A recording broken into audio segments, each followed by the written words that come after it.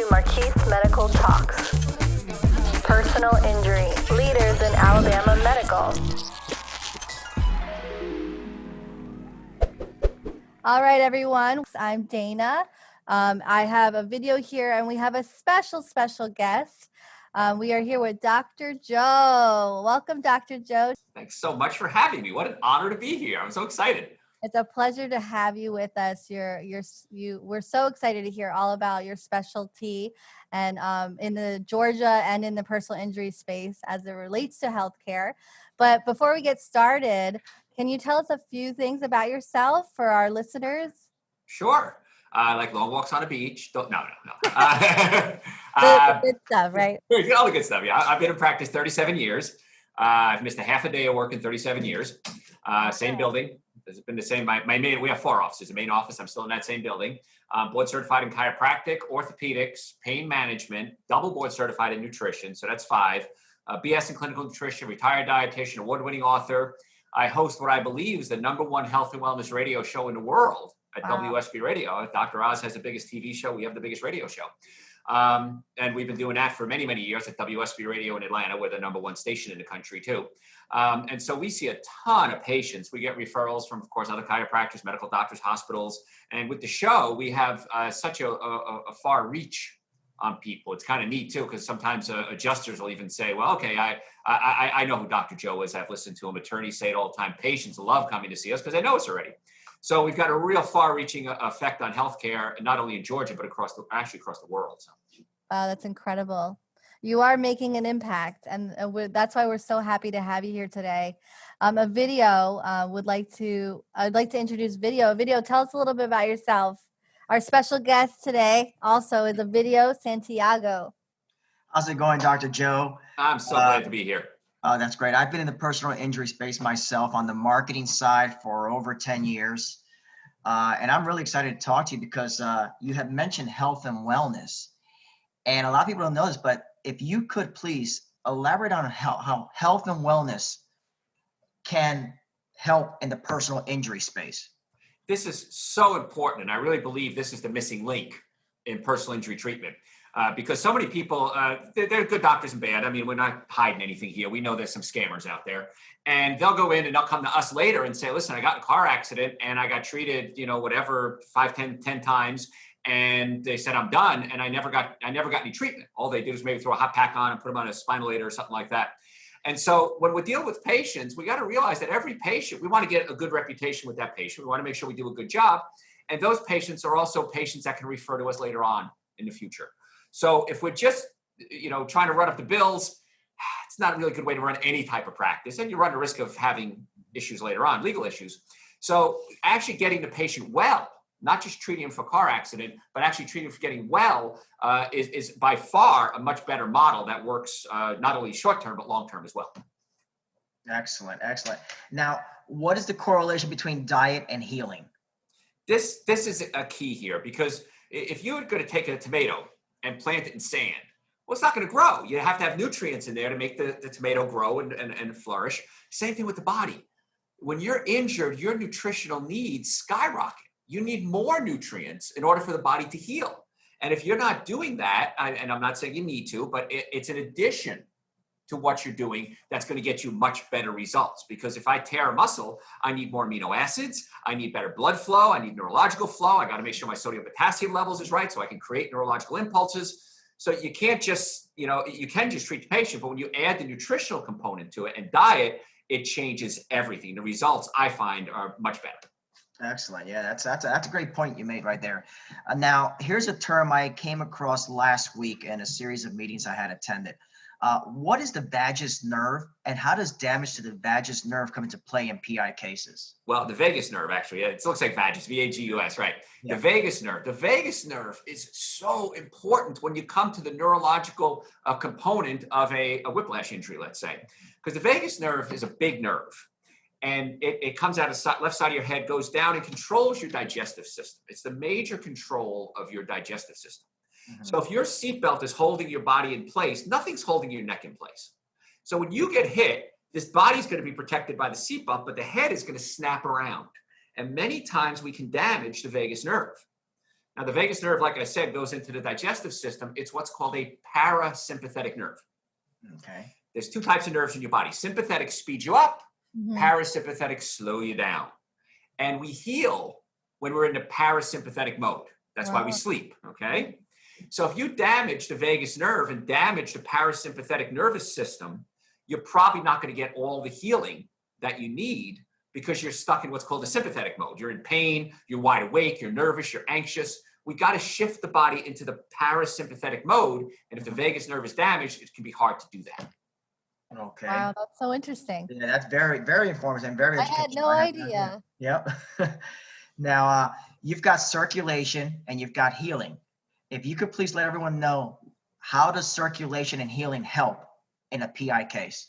This is vital as well, because how do we get nutrients to the area? So I get a whiplash. Let's say my head snaps back, forward and back. I damage the ligaments and the nerves in the neck. Of course, we can show that on X-ray. And so we have ligamentous instability. That's a driver. That's something that we can document that says the person is an objective finding. But we need blood to bring nutrients into the area that's injured, and then blood to flush out the waste products. Because if I damage myself, I'm going to have lactic acid buildup. I'm going to have torn muscle tissue in there, inflammation. You need that circulation to bring blood in and carry the waste products out. A couple of things happen. We think from a chiropractic or an orthopedic standpoint is that we can pinch a nerve. And technically, do you really pinch a nerve? Well, there's swelling around the nerve and it compresses the nerve. You're also compressing blood vessels because as the nerve exits from the spine, the blood vessels are wrapped around it. So you have nerve and blood vessels exiting from the spine. So if you have nerve damage, chances are you have blood vessel damage as well. And there's one nutrient in your body, and it's called nitric oxide, not nitrous. Nitrous is the thing you get the dentist to get you silly. Nitric oxide, it's inside the lining of your blood vessels, and it causes the blood vessels to relax. And when the blood vessel relaxes, it allows the blood to flow through it. And with high blood pressure, many times it's a nitric oxide issue. And so there could be compression of the blood vessels, and you don't have enough nitric oxide to relax them and open them up. And as we get older, our nitric oxide levels plummet. It's part of the aging process. So we've got to make sure that we're getting enough nutrients in our body, and you can do that with either food and or supplements, to create the nitric oxide, to open up the blood vessels, to increase circulation. And to go back a little bit, the vagus nerve relaxes blood vessels as well. So if you have vagus nerve damage and the swelling of the blood vessels, and you don't have enough nitrates to produce nitric oxide to open up the blood vessels, the body isn't going to get the proper healing. Interesting. I love the way you brought it back to the vagus nerve. That's a very good correlation there. Yeah. Speaking of all the nerves here, when would be the proper time for someone to refer someone out to an ortho or neurologist? That's a good question. That's a great question too. And again, I'm board certified in non-surgical orthopedics and pain management. I think I'm the only chiropractor in the state board certified in pain management. Guys, if you're a chiropractor, don't be afraid to refer. I don't know how many times you're going to have to hear this to beat it in your head to get it. You want to do something called escalation of care. So from a management standpoint, from a case management standpoint, if we're just doing chiropractic care, that's great. If that's all they need, don't refer them out. But if you've seen the patient, I'd say 8 visits, maybe 10 visits, they're still having ortho or neuro symptoms. It's a really good idea. In fact, it's necessary to refer out to an orthopedist or a neurologist, depending, is it an orthopedic case or a neurology case, and get that second opinion. And the insurance companies, what they'll do is they'll say, okay, this person was a chiropractic case. It is what it is. But what we're doing is, if they need it, not if they don't need it, we have the escalation of care to show that we did this, we got this kind of results. Then we had the orthopedic evaluation. Then we had the neurological evaluation. Maybe we had a PT evaluation. And we're showing that the case really was a serious case, and we were able to show that the person needs the care. And that's what the insurance companies want to see, but that's how we can deal with them, instead of them saying, well, you gave them 10, 15 adjustments, they weren't really hurt, which of course we've all heard that story before. Yeah. No, it's very important to build a case, and that's a great way to put it right there, the escalation of care. Right. Here's another term. I know a lot of people do suffer spine injuries in car accidents. Cerebrospinal flow and the PI case. Please talk to me about that. Look how smart you are asking these great questions. Man, you're brilliant.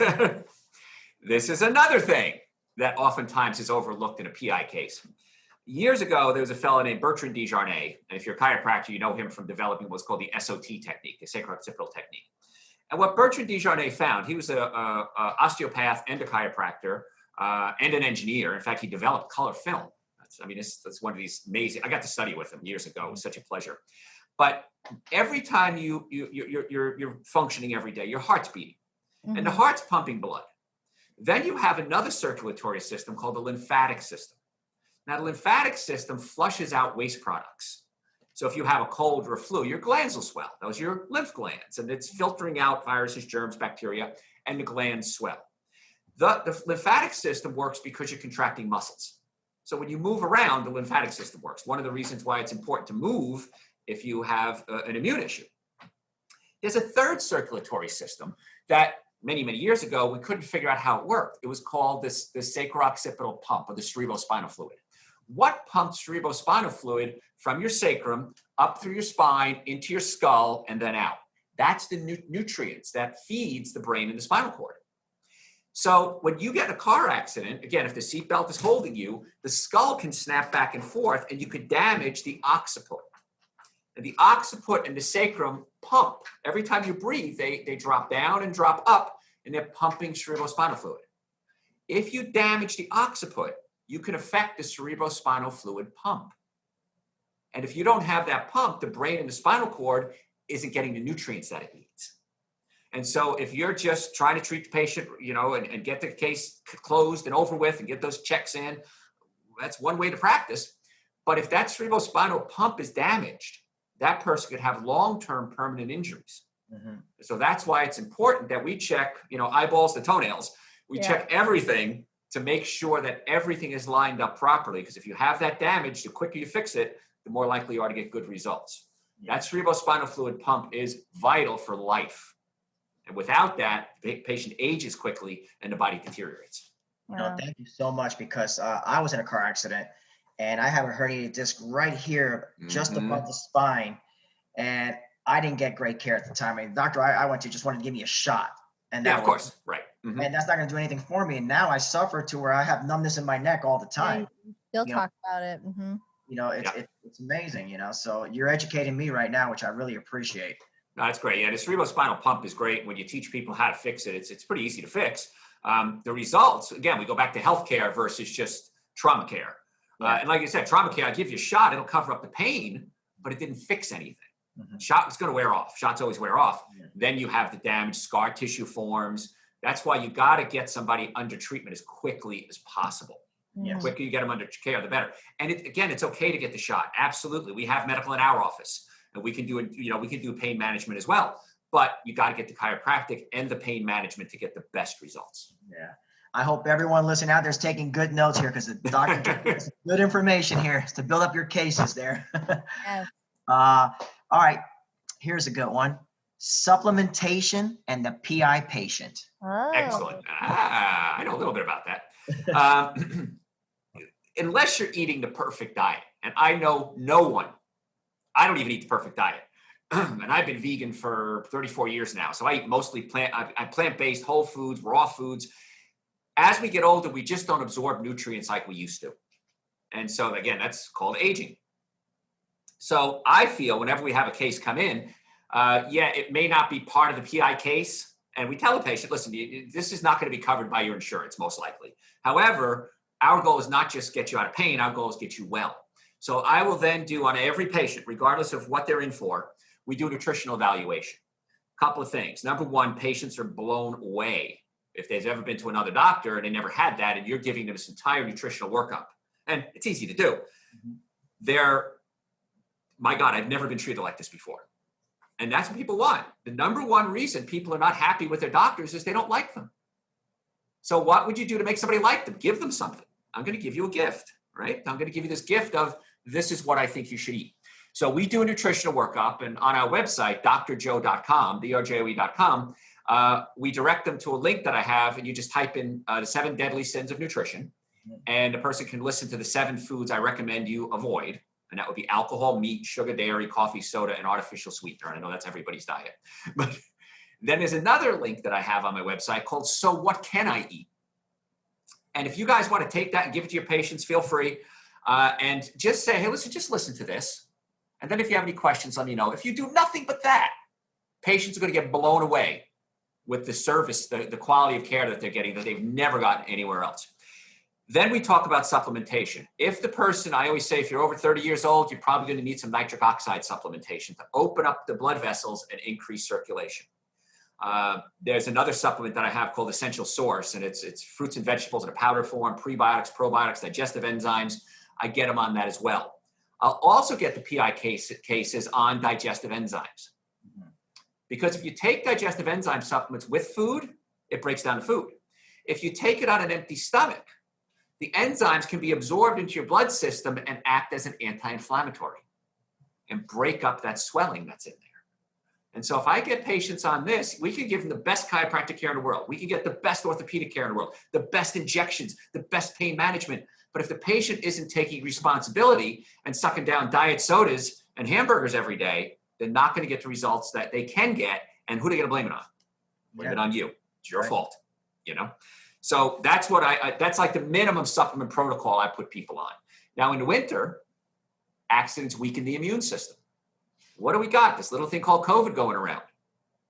What's the recommendations now? Finally, after all this time, I've been talking about it for months. The official words are at least take vitamin D. Even Dr. Fauci is taking vitamin D. Vitamin D builds up the immune system.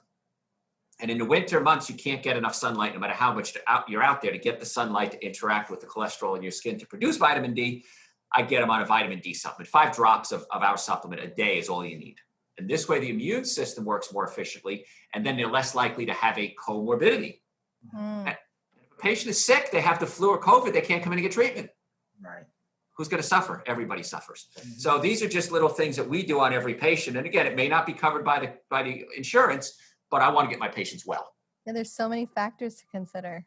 It really is, yeah. Mm-hmm. Yeah, So, I love the way you mentioned COVID there, because we're going into flu season as well right now, and all that plays a factor in the treatment that these patients need to get.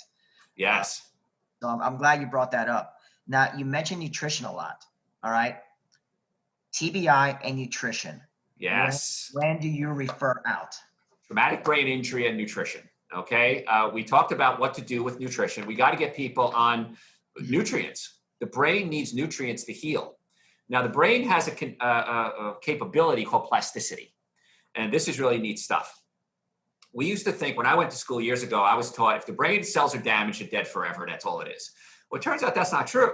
The brain can generate new brain cells, and the brain can rewire itself around damaged injuries, damaged areas.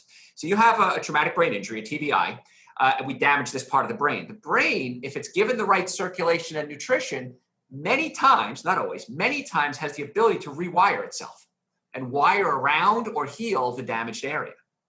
So what we do is we look for cognitive issues. You're talking to the patient, they don't remember who you are in extreme cases. But people say, since the accident, I just can't remember things. My memory's shot. I walk in a room, I don't know where I am. Spouses are good at this. They'll come in and say, listen, since the accident, my husband's been very angry, very anxious, or very depressed. So now we're seeing functions of the brain that can be damaged with a TBI, traumatic brain injury. You want to get that out to a neurologist. You got to get that referred, because if there's damage in there and it gets worse and you didn't refer, guess what? You could be held responsible. You have not only fiduciary responsibility, you have a legal responsibility to refer that patient if it's something that's outside your scope of practice, or somebody who's better trained than you are. And that's why it's really important. If you start seeing vision problems, dizziness, fatigue, anxiety, emotional disorders, person can't remember their name, can't remember where they live, you got to get that patient out immediately for a referral. You can co-manage the case. Doesn't mean you're going to lose the case if you refer them. Co-managing means you and I are going to work on this case together, and then I'm going to give you my findings, going to be your findings, we're going to work together.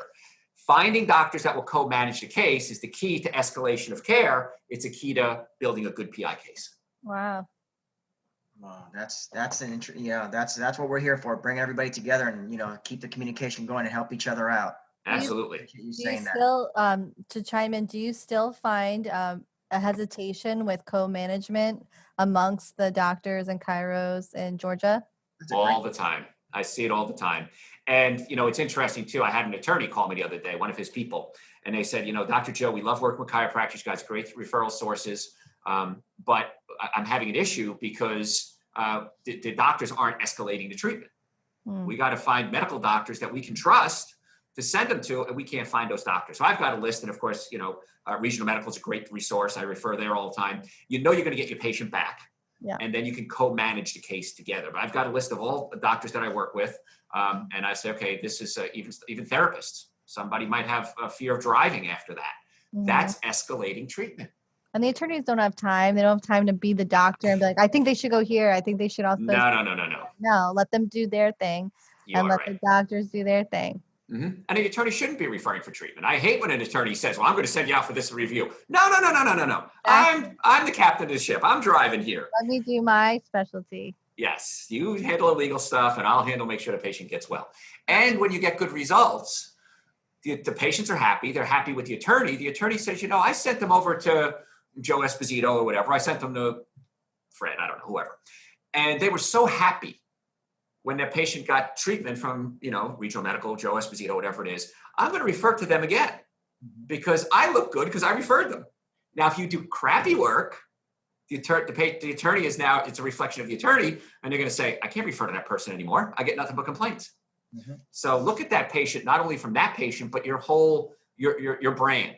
You got to build your brand. And that's why I only work with people that I know are going to make me look good. Build your network. There you go. Right. Exactly. Now, you've discussed dieting. You've discussed nutrition. You've discussed digestion. We've talked about traumatic brain injuries. Okay. Why do all of this with PI cases? Well, again, it's a little extra work. I mean, that much extra work. It's not a whole lot. But you want to get the patient well. Because every case that comes in, it could be problems for you too. There's social media right now, and God knows. I mean, you can have 1,000 happy people. One person isn't happy because they had to wait an extra 10 minutes. They're going to go right to social media. I'm going to make a comment on this because I have to cancel this person. The cancel mentality. I have to cancel culture it because they didn't give me exactly what I wanted. So you got to look at every patient that comes in as a referral source, as getting better. As being your patient forever. And that's one of the things I see sometimes with PI cases. And again, everybody runs a practice differently. I want a patient for life. So if an attorney refers me a patient, that patient is going to need chiropractic care. They're going to need nutrition evaluations. They're going to have children. They're going to have kids playing baseball. So you can build your practice. If you're only PI, that's okay too. They know people are getting car accidents. And they're going to say, oh, you got to go. I had a patient come in the other day. She said 5 different people separately told me to come see you. I said, that's pretty cool, isn't it? And so if you look at PI cases as patients and not just numbers, you're going to build a much more successful practice. You're not going to be struggling and begging for patients. Oh my God, I got to milk every penny out of this patient. No, you're going to have plenty of patients because patients talk. Good or bad, they're going to talk. So that's why we like to do wellness work along with the chiropractic, with the PI cases and workers' comp and sports injuries, because every patient is going to be a referral for your next patient as well. And you want happy patients. You want good results. That's your job. It's what you went to school for. Yes, Do you think a lot of doctors and chiros in the personal injury space see them as lifelong patients? I don't know. I can't speak for other people, but I do know that I've had a lot of people come to me over the years and say, you know what? I went to this place. I wasn't happy. And so I didn't know what to do. And then the settlement came in and they took all the money. And I mean, you hear the stories. We all do. Yeah. So what do we do about that? Well, we just treat them well. Treat them like you'd want to be treated. I mean, I know it sounds so trite, but treat them like you want to be treated. You go to doctors, you're a patient too. How do I want to be treated when I go into that doctor's office? So true. That was a good one, Dana. Now, Doc, I'd like to open the floor up to you now. If there's anything else you want to share with our listeners right now, please do so. Sure. Okay. Again, escalating care, I can't stress that enough, how important that is. Because in the PI world, there's something called drivers. And what drivers are is the insurance company has these big software programs. Colossus, I think, was the granddaddy of them all. And they type in some numbers and it says, okay, you got a strain sprain. Well, that's worth X amount of points. I don't know if I'm using the right word there. But then they say, okay, well, the person was treated for 8 to 10 visits, chiropractor, or whoever it was, said this person didn't do well. We just send them out for orthopedics. That's another driver. Then an MRI. Get that MRI done. You got to document. If you can't, if you didn't write it down, it didn't happen. So even if a patient isn't getting better, write that down.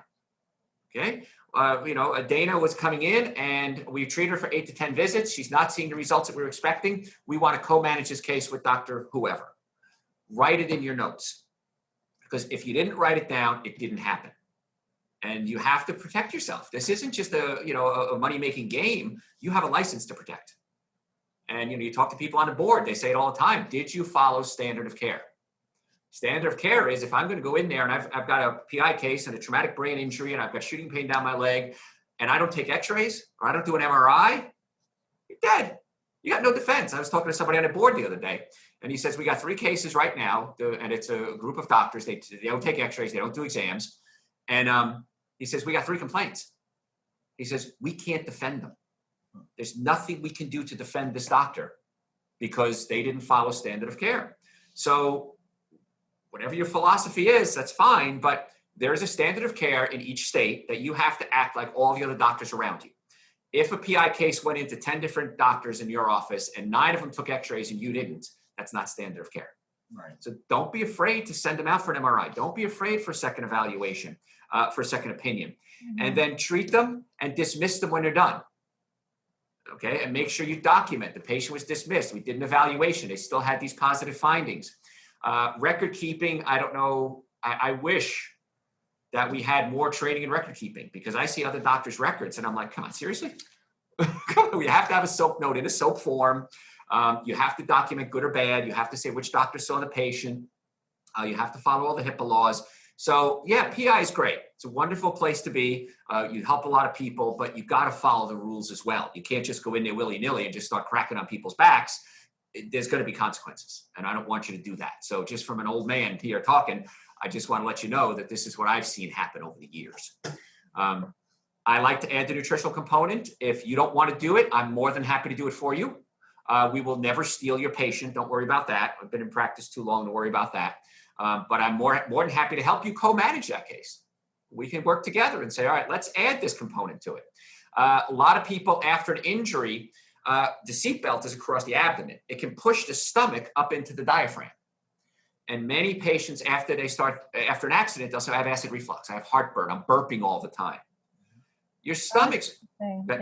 Digestive issues. Yeah. Yes. You see it all the time. What do? I don't know what to do about it. I'll give you some tips here. If the stomach pushes up through the diaphragm, it's called a hiatal hernia. It could be subclinical. You may not even find it right away. But there's a simple adjustment where you pull the stomach down away from the diaphragm. And it relaxes the stomach, takes the stress off the vagus nerve. And the stomach's main job, is to take proteins and break them into something called amino acids. The amino acid tryptophan gets into the body, mixes up with vitamin B6 and creates a chemical called 5-HTP. 5-HTP becomes serotonin. What does that have to do with a PI case? Serotonin helps you calm down and focus. Serotonin becomes melatonin, which helps you sleep. And when do we heal? When we're sleeping. Following? Tyrosine becomes dopamine. Dopamine gives you pleasure. Glutamine becomes GABA. GABA suppresses pain. So if you're having a digestive problem and you're not addressing that digestive problem, the patient probably isn't going to have the capabilities to get well. And what happens with that seatbelt? Where does it sit? Right across your stomach. So almost every case we see, we work on that. It takes seconds to adjust the stomach. Get them on digestive enzymes again. It'll help break down the food, break down the proteins, get you the amino acids. Amino acids are used in the muscles to heal the muscles. So I would have never thought of that. That's great. You just schooled me. There you go. Well, what's cool about that too is if you ever go to court, you ever do a deposition, and you have a smart attorney, and you tell the attorney, ask me these questions that you just asked me. Yeah. Okay. And you ask those questions, and the other insurance company's going to go, crap, we can't bring this case to court. Exactly. This guy's going to get the jury as patients. You'll win everyone over. That's right. And that's, you have to know what you know. And it's really easy. What am I going to do differently than every other PI case that every other attorney's ever seen? I've been to depositions already where the defense attorney said, do you take new patients? As a matter of fact, I love that. Yeah, that's amazing. That's a beautiful proof of what you're speaking. Yes. So, and it does work. And again, it's all these things. You guys, how long have you guys been in PI? You never even thought about these things. So Never. add these little things to it and it works wonders. In fact, one of the folks at Regional, I won't say who it is, but she had some stomach issues and I adjusted her stomach one day at one of your events and she's my new best friend. So Oh, that's amazing. No, I love everything you've talked about today, hitting on the co-management and all these issues. I love it. If someone wants to get a hold of you, how can they get a hold of you? real simple. Any questions you have, again, if you want to help with any of this, drjoe.com, drjoe.com. It's real simple. Again, offices in Marietta, Duluth, Stockbridge, and West Cobb. We're more than happy to work with you, help you out in any way we can. Again, our goal is get people well and keep them well. And if that's your goal too, you'll have a successful practice no matter what you do. All right, folks, it's that easy. drjoe.com. Okay. Thank you so much, Dr. Joe Esposito, for being on with us. And we look forward to seeing you soon.